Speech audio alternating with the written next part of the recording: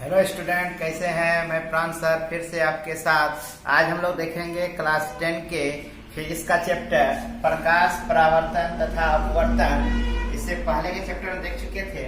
आज के आगे हम लोग देखेंगे समतल दर्पण द्वारा प्रतिबिंब। एक समतल दर्पण यहाँ पे है, एक समतल दर्पण बनाया गया है। ये वाला समतल दर्पण है, ये ए और बी। एक समतल दर्पण अगर है तो समतल दर्पण ये है।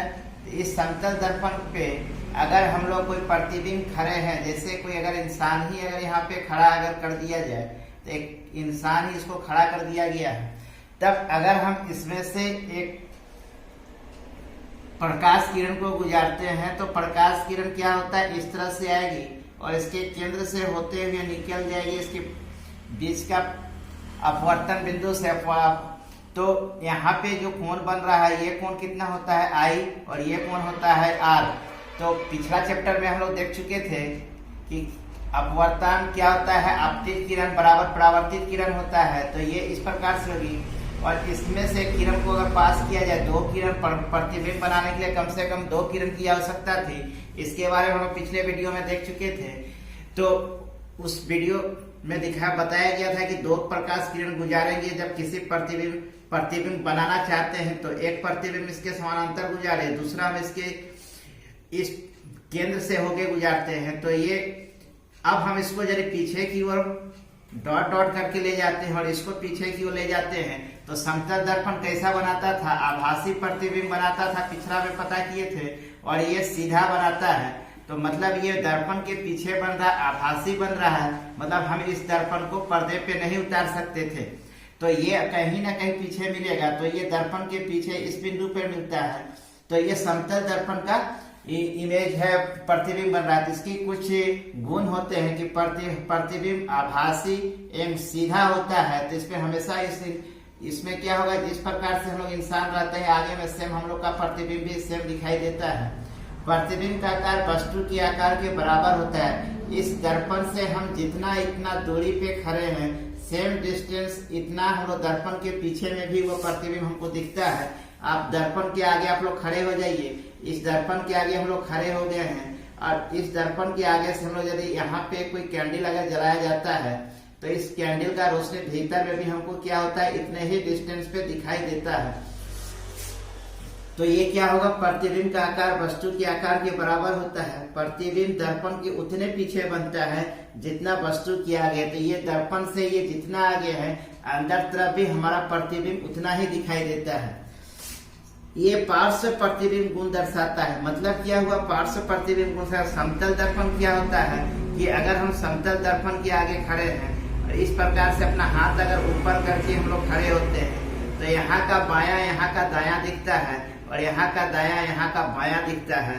तो ये क्या होता है, पार्श्व गुण दर्शाता है। अर्थात वस्तु का दायां भाग बायां दिखता है और बायां भाग दायां प्रतीत होता हुआ दिखाई देता है। समतल दर्पण का ये गुण था। इसके बाद हम लोग देखेंगे गोलीय दर्पण। गोलीय दर्पण क्या होता है, ये इस प्रकार का गोलीय दर्पण है जिसके बीच का क्या होता है, केंद्र। अब इस गोलीय दर्पण को हम लोग इतना इधर से कट कर देंगे और ये वाला हिस्सा को कट करते हैं। तो ये वाला कट कर दिए तो इसकी हिस्सा ये आ गया, ये वाला कट कर दिए तो ये वाला हिस्सा ये आ गया और बीच में क्या आ गया, केंद्र आ गया। यहाँ से यहाँ तक इसका केंद्र हो गया। अब कट करने से क्या होता है कि यहाँ पे दो दर्पण बन के आता है। इसके बाहर का जो पृष्ठ है, ये वाला जो पृष्ठ जो है, ये पृष्ठ कहलाता है अवतल दर्पण और ये वाला कहलाता है उत्तल दर्पण।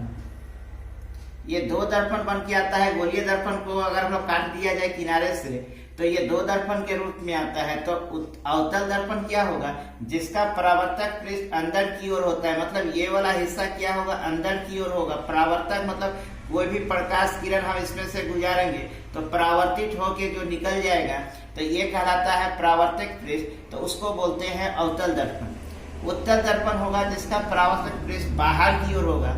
ये परावर्तक पृष्ठ बाहर की ओर है, मतलब यहाँ से अगर कोई प्रकाश किरण गुजारेंगे तो ये क्या होगा, परावर्तित होके बाहर की ओर जा रहा है। तो हम लोग बोलेंगे इसको कि परावर्तक पृष्ठ बाहर की ओर था, तो ये उत्तल दर्पण हो गया। और इसका परावर्तक पृष्ठ अंदर की ओर है, ये धसा हुआ है, तो ये हो गया अवतल दर्पण। ये उभरा हुआ है तो हम लोग बोल सकते हैं ये धसा हुआ भाग होता है जिसका परावर्तक पृष्ठ धसा हुआ है और जिसका परावर्तक पृष्ठ उभरा हुआ है तो हम बोलेंगे ये उत्तल दर्पण है।